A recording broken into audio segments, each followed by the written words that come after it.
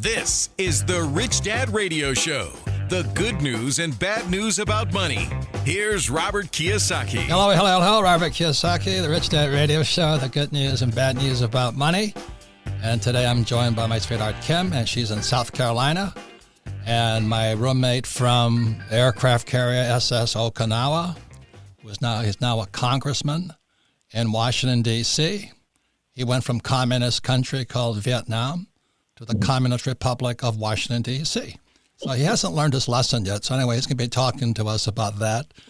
But anyway, Jack and I were both lieutenants sitting in our little room on an aircraft carrier. That's when I met him. And we used to call him Opie after Ronnie Howard and was the sheriff of Mayberry or whatever it was, because he was extremely young looking. And then, so he became a captain, and for some reason I didn't make captain, and then he became a lieutenant general, and I still didn't make captain. I had disciplinary problems. And Jack and I used to talk about my disciplinary problems at night. True. And through all that, Jack and I have remained the closest of friends. There's something, for lack of a better cliche, it's called a band of brothers. Once you come back from combat, you're different. You're very, very different. It's hard to come home. I was talking to my friend who handles addictions, and I said, we never really come home again. It's a different world. So with that, Kim, what's your experience of my friend, General Jack, Congressman Jack? Let me ask you a question, Robert. So you went on to become a second lieutenant. No, I was commissioned second lieutenant. And Jack went on to become a 3-star general, a lieutenant general. But Jack and I would sit on board that ship. Jack and I would sit on board the carrier, and he'd say, "Why did you say that? Why did you have to piss off Colonel Hertzberg? Why did you have to call him an idiot?" You know what I mean? And so I have a Donald Trump problem: open mouth, insert foot. So I think there's a reason why Jack Bergman is now Congressman Jack Bergman, and you are not a politician, Robert. Well, Jack likes fighting communists, so that's why he had to go to Washington, D.C., where the communist, he isn't you are so in communist country right now. I don't know how you can stand being there. Pelosi, AOC, Schumer, all those guys who want to defund the police, and I don't know what else you guys are talking about all day, but geez, my God. Anyway, Jack, welcome to the Rich Dad Radio program. That's why we're happy to have you on the program, Jack, because we want to hear what's really going on and your point of view on all of this. So we love to be up close and personal, and as you said earlier, learning from people who are out there doing it. Yeah. Okay, would you give us your background really quickly to how you transitioned from Marine lieutenant and then to commercial airline pilot and then to Congress? Well, number one, great to be with you guys. It's kind of weird to be on a radio podcast, but looking at you in person on a Zoom call. I'm still trying to reconcile that, but especially when you, as you said, have a face like Opie, that's good news, because a lot of people thought I was either Howdy Doody or Alfred E. Newman.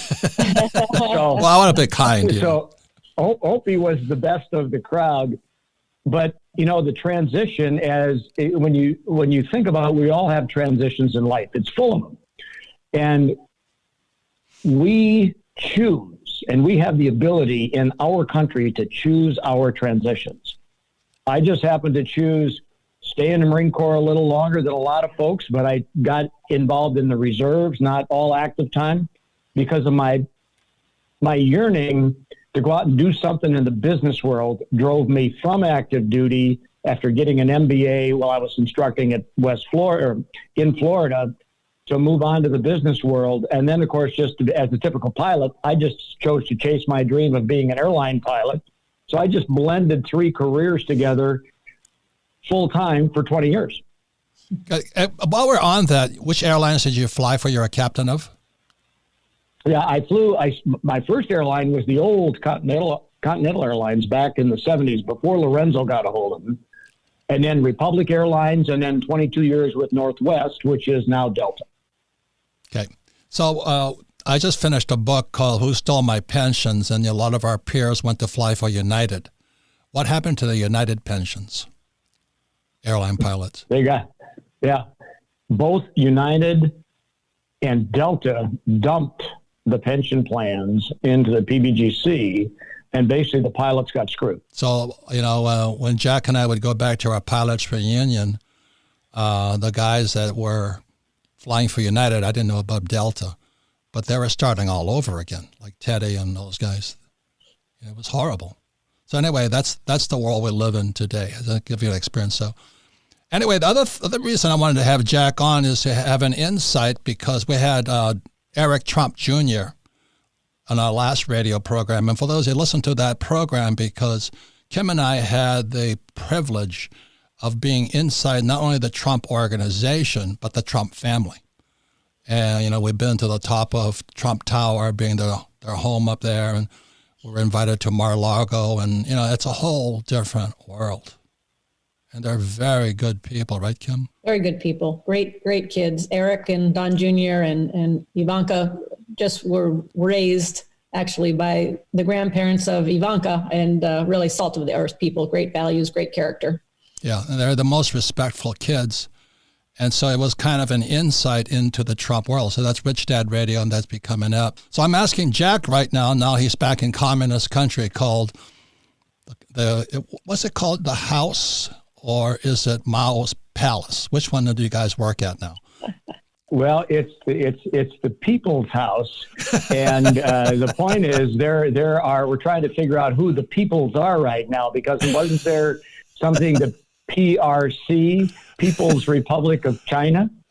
I don't know that to be. I could be making that up, but it seems to me one who has studied a little bit of history remembers that people.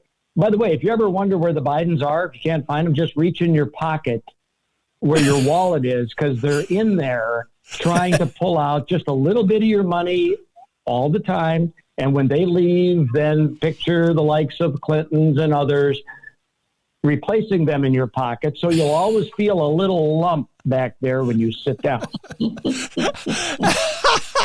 and then, what's really funny, Jack, is that Biden is bragging he's going to raise taxes and tax the rich. I'm going, are people that stupid? The rich don't pay taxes. I think it's pretty funny. Yeah. There's a couple of Forrest Gump phrases in here that I probably won't use, but, life is like a box of chocolates. That's the nicest one, and you get what you get, so to speak. So at least with Donald Trump and Joe Biden, where each of them stand. The only problem is you're going to have to continually tell Joe where he's standing. So Jack, let's go. So what's going on? What's going on with the pandemic in Washington, and what are you seeing? You're right there in the middle of it. Yeah, it's appropriate that we're talking today, because today is the final. Finally, we opened up the Major League Baseball season today. So using that as a metaphor, think about I'm on one of the teams playing on the field. We have through our because the Democrats are in charge of the House right now, we've eliminated the umpires. We've eliminated the scoreboard, and there is no if the pitcher throws a ball, throws a pitch, and they argue is it a strike or a ball or was the runner out, there's nobody to referee, because the Democrats want to eliminate all forms of structure that we have had via the Constitution for over 230 years, because they don't want any of us to have a voice. Their goal is simple: control. Hillary Clinton said it in her book back in 93. It takes a village. She says it takes a village, which most logical people would agree with. But what she adds in there, we are the village. Let us tell you what to do. It's George Orwell coming to life. He was Animal Farm, and what was the other book? 1984. 1984. So anyway, yep. Like I said, Jack, you went from fighting communists in Vietnam, and now you're in the middle of it again. I mean, these people are hardcore anytime they say we're for the people, they're lying. But anyway, what's it like to be working in such a house divided? I mean, what's it like? I've never seen such animosity, in the world as I see today or sense today. It's the one thing I feel bad for the American people for is you don't see the good bipartisan work that's done every day by solid people, both Democrat and Republican, working together behind the scenes. You see none of that on the media, because when it bubbles up to the final legislative level, the leadership, Pelosi's patronizing penguins, take over and then water it down, wash it down. The media then takes it and shapes it so that it looks like if there's going to be success to be claimed, it's thanks to Nancy Pelosi, not to anybody else. And nothing is farther from the truth. By the way, nothing is farther from the truth than the words that usually come out of her mouth. So Jack, it seems like politicians are using this pandemic and this coronavirus to further their own agendas. Is that the case? I mean, of course. A lot of control around lockdowns and who can go back to work and who can't go. There's a lot of control going on, a lot of rules. Well, the first way to control people is to cause them to fear. And then the second way, once you've got them fearing you, then you give them a couple tidbits to make them feel comfortable. But the bottom line is, as Dr. Fauci said yesterday, was reported on the news, the coronavirus is never going to end. Well, no kidding. You know what? We don't expect the flu to ever end. We have viruses. We have influenza every year, for the last hundreds of years. The point is, how do we deal with them? So quit. I got some pushback from some of my colleagues on the other side when I said very vocally, quit scaring the kids. You want to scare the adults? I don't care. But our youngest grandchild is just finished fifth grade. And I see my interactions as a grandpa with all my grandkids. They don't know what they don't know at that age. So I'm admonishing the adults in the room. Quit scaring the kids. Be the parents in the room. Be the adults. Take on the hard load and allow your kids to live that life that they should be living at the ages of 5 or 7 or 10 or whatever. And so that's the battlefield. We are in a fight for the soul of our nation, but the battleground is in the hearts and minds of the young kids. That's the battleground. And unless we understand that, then we will have lost through a couple of generations what our parents and grandparents fought for and what the founders believed. Yeah, and just FYI is that there have been viruses and pandemics throughout, like AIDS was a pandemic. Remember the Zika virus? It just was still here. They're still here. SARS is still here. They never fix them. They sell a lot of vaccines, obviously, but they don't get rid of them. Yeah, so that's what I sense is control. And Jack, to your point about stop scaring the kids. Why is it that they don't allow adults to be adults? Why do we have to have all of these regulations? I think most people know what to do to stay safe and to do the right thing. Yet these politicians, many of them want to control and tell us what to do versus give us some guidelines, not laws. I have discussions daily, and I actually do some therapy for my colleagues who are literally wearing a mask, walking hunched over, dejected, fearful of life. And, the old saying, a rising tide lifts all boats. You need some people in the room who will inspire people to overcome their fears, because some fears are real. Some fears are not real. Okay. And deal with those that are real and get rid of the ones that are not real. But the attitude here in Washington, D.C. that I've seen since coming here is that politicians think they have all the answers. So this is my quick question, because you were in office pre-COVID and now you're after COVID. Was there any shift at all in energy? I just came out of a subcommittee. Actually, it was a committee of the whole hearing in the Veterans Affairs. And we had probably 6 or 7 of our committee members who are here in D.C. who are taking the meeting via Zoom like we are right now. They're sitting in their offices rather than being in the hearing. What's that about? If they were back in the district and were sick, okay, I got that. But if you're here, show up. Spoken like a true Marine. And when we come back, we'll be talking more to Jack about, we're coming up in the end of July, and a lot of airline pilots are being furloughed and all this. You have CARES, you have PPP, you have all this. And the question is, the battle right now, as I understand it, between Republicans and Democrats is the next stimulus. How big will it be? So when we come back, because this is very important stuff, because, it may not affect you, but it affects your finances. Which way will the stimulus go? So when we come back, we'll be asking Jack what he sees coming up on the stimulus. And I think it's a very important question. We'll be right back.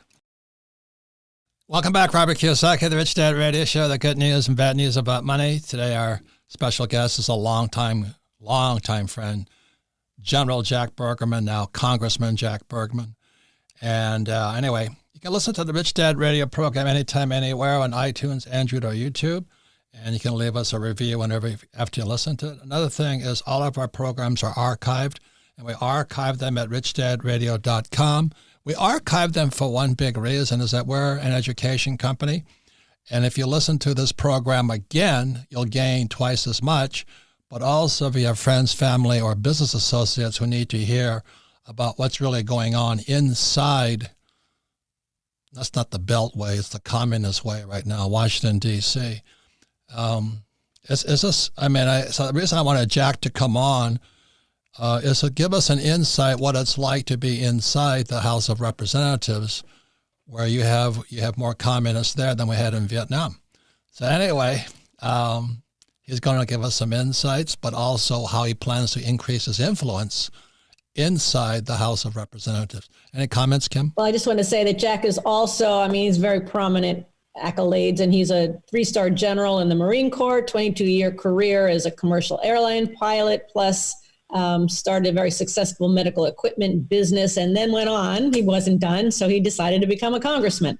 So, and he's a strong voice. And I think more importantly than anything, Jack, why I'm excited that you're in the position you're in is because, number one, you make sense and you aren't there to have power and ego and all of that. You're there because you really want to make a difference. And I think that's so important. I wish all of our politicians had your character and your quality. So welcome back to the show. So happy to have you here. Well, thank you. And of course, Murphy's Law always gets in the way of everything. So in a very few minutes, I'm going to have to go vote. So just so you know that. But, when you said make sense, I was blessed to be raised by parents who they didn't have a lot of anything, but they certainly had a lot of common sense. And when you have common sense and are grounded, you can begin to make sense. But you think about one word, integrity. Do we put a percentage on a person's integrity? Do they have like 50% or 90% or 10%? No. Integrity is one of the few things that is either all or nothing. And that's where if you had integrity, we're all born with it, but once it's gone, it's gone. So how much time have you got? Or do you have time to talk about your next move to get the Armed Services Committee? I do, and then I'm going to have to really, unfortunately, head out to vote. Yes, number one, I came here to work with others and lead wherever I was able to lead during my time here. And this cycle, unfortunately, the bad news is we're going to have one of our premier leaders, Dr. Phil Rowe from Northeast Tennessee, who was the chairman of Veterans Affairs when I came in 3.5 years ago. He has decided to retire and move on.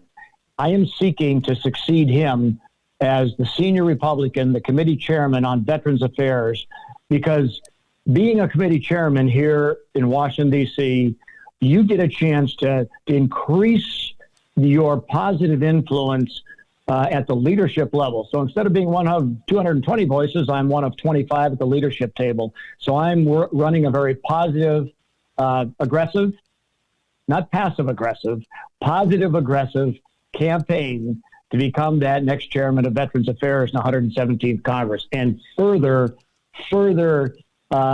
create policy and law in a bipartisan way that'll positively affect our veterans, their families, as well as all the different things we do in the country. Well, you're the best guy for it. I mean, you have earned the right to do that. You have the experience, and you're a fantastic leader. Yes. And we'll support you 100% in that, Jack. And Jack, before you leave, is there anything that you would like to say to our listeners that they need to know, given the pandemic, given the election coming up, anything that they need to know? Yeah, two things. Number one, unlike 100 years ago, when our parents and grandparents were going through World War I and the Spanish flu, they did what they could do with the technology they had at the time. Well, 100 years later, with our ability to map genomes, create vaccines, create protocols, create all the things that we're going to have to live with a virus that will be prevalent, not necessarily devastating, but just prevalent, just like the flu eventually. So people always do the right thing for the right reason anyway. Don't be fearful. And number two, people fought and died for your right to vote. And if you think your vote doesn't count, you are wrong. We have never needed your vote more, especially your conservative vote, to maintain the founding principles that we have kept us afloat for the last 230 years. Come November 3rd, we need to reelect Donald Trump president of the United States. And if you're listening in Michigan, we need to elect John James as the next senator from the state of Michigan. Jack, thank you very much. Thanks for the friendship. Thanks for the dedication. And it's always a pleasure to have you on the Rich Dad Radio Show. So you take care and I vote. love you guys. Love you guys too, man. Thank you. Thank you. Thanks. Take care. See you. Bye. Bye-bye. So I'm going to ask Kim, like you're at Brace Island, South Carolina right now, but you hang out with a 4-star general there. Yes. Yes. Are there similarities? Why those guys are generals and I was a lieutenant? Tremendous similarities. The character, I mean, the character of both Jack and Walt are very similar, very quiet, actually quite quiet, but their presence is extraordinary. And when they speak, people listen. And they know what they're talking about because they come from a wealth of experience. Yeah, and it's 4-star General Walt Boomer, who was he was also another Vietnam veteran, and when he walks in the room, he's there. Yeah, he doesn't say anything. You know what I find fascinating about some of the smartest people I know is Walt and Jack as well. They listen. It's like I was at a dinner party just the other night with Walt Boomer, and he was so interested in what everybody had to say. He said very little, but he listened. And he really listened. And I walked away going, I need to do that more often. Instead of talking, just really and seriously listen, not just, half-ass it, but really, he was really interested in what people had to say. It's a great trait, great quality. And is General Boomer in shape? Oh God, yeah, he's fit, which is a good thing because if the world comes to hell, I want a 4-star general next door to me. So I think, Jack and I laugh about it, because I had disciplinary problems on board the carrier, but we're always Marines and we stayed friends. And when I went to Braze Island and I meet 4-star General Boomer, he says, you're still a Marine. I was in so much trouble. I just couldn't put up with it. But anyway, there's I don't know how you describe that. But you have great people who rise to the top, and it's just an honor for us to work with them. On the other side of it, I was talking to our councilman here, Sal DeCiccio, who's going to be on the next Rich Dad Radio program. Of course, he's a real estate developer and a Republican and a councilman. He says a lot of people run. Huh? And an activist. He makes things happen. He makes things. And he is hardcore. He's not a Marine, but anyway. He says a lot of people run for office who are nuts. I was asking Jack about that. I said they run for ego. Yes. There's something psychologically wrong with them. I mean, they should be hauled off and put in a straitjacket. Well, that's what I like about Jack and Sal. They're there because they think that they see that they can make a difference and they want to serve. And I remember asking Sal DeCiccio, a councilman, we asked him, how come you're not running for mayor? Because he gets so much done and he's so effective. And he said, I'm not going to run for mayor because as a councilman, I can get so much more done versus as a mayor, you're dealing with bureaucracy all day long and you have to be politically correct. Sal is not politically correct, but he gets things done and he doesn't care. He has no ego in terms of what position he's in. He just wants to be where he can make the most good happen. So I was having a drink with him the other night. He said, boy, there's some people who should be hauled off. But anyway, I just tell you the difference between Sal and like Jack. They're entrepreneurs. I mean, Jack started his own medical equipment company and Sal is a real estate developer. And Sal was just laughing and laughing and laughing and laughing because being a real estate developer, the city of Phoenix decided to create low-income housing. And by the time every thief, bureaucrat, everybody got their hand on it, the low-income housing in the most horrifying, terrible, crime-ridden neighborhood, the cost per unit of this low-income housing for low-income people was more than Scottsdale, Arizona, which is the best neighborhood. So every time you get these crooks and people involved in business who have no business being in business, it costs all of us a lot of money.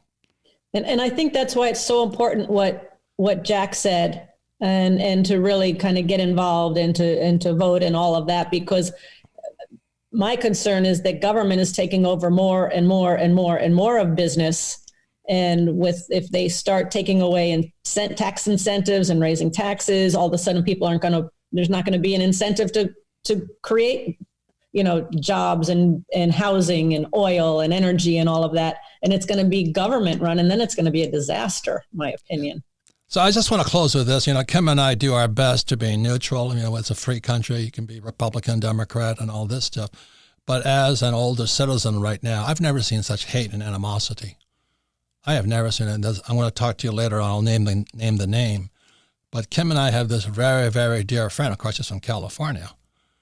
And I talked to him last night. And I said, because, there's Portland, where Kim and I used to live, Oregon is on fire. Seattle's on fire, Chicago's on fire. So I just asked our friend, I said, why are people saying get rid of the police and let them tear the place down?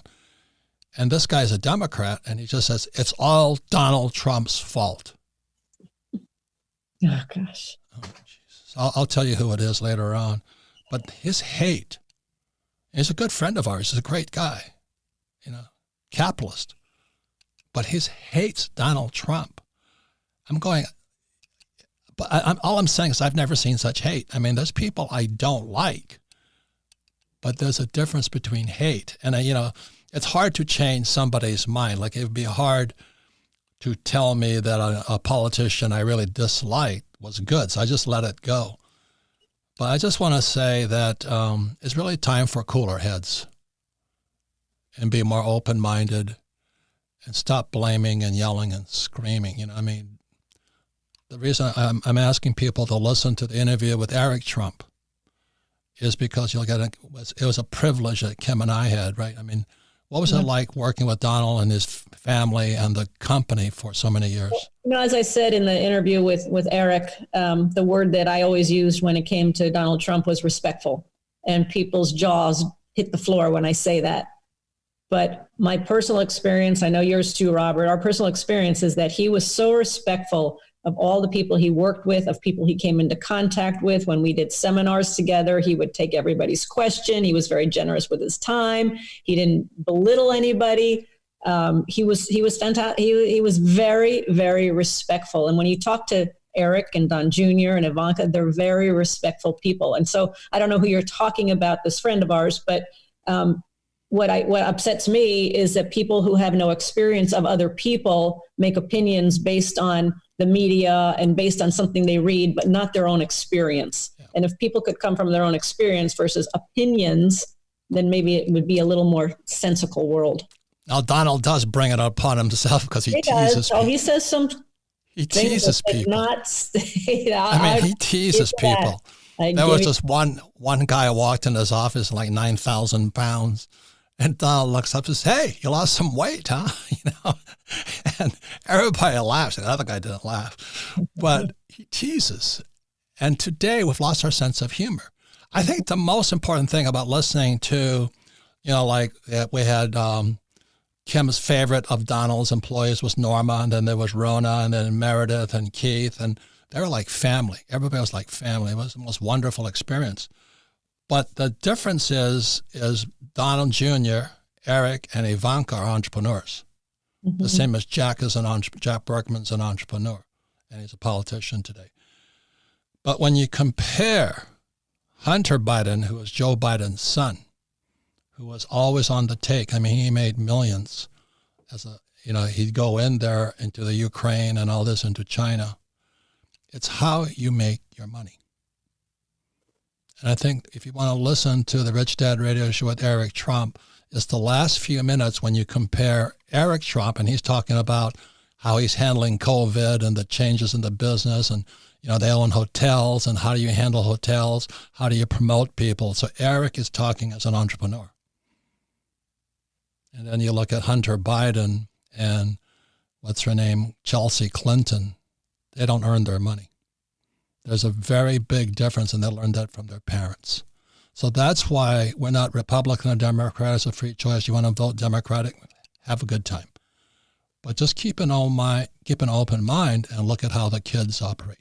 So I want to thank Jack Bergman, General Jack Bergman, now Congressman Jack Bergman from, where is he from? Michigan, up from Michigan. He is still a Marine, still fantastic. And final words, Kim? No, I'm just grateful that we have people like Jack Bergman in office. And when you say, we're not Democrat, we're not Republican, we are business owners, we are capitalists, we are for free speech, we are for the constitutional rights. And when that starts getting trampled on, I start to get upset.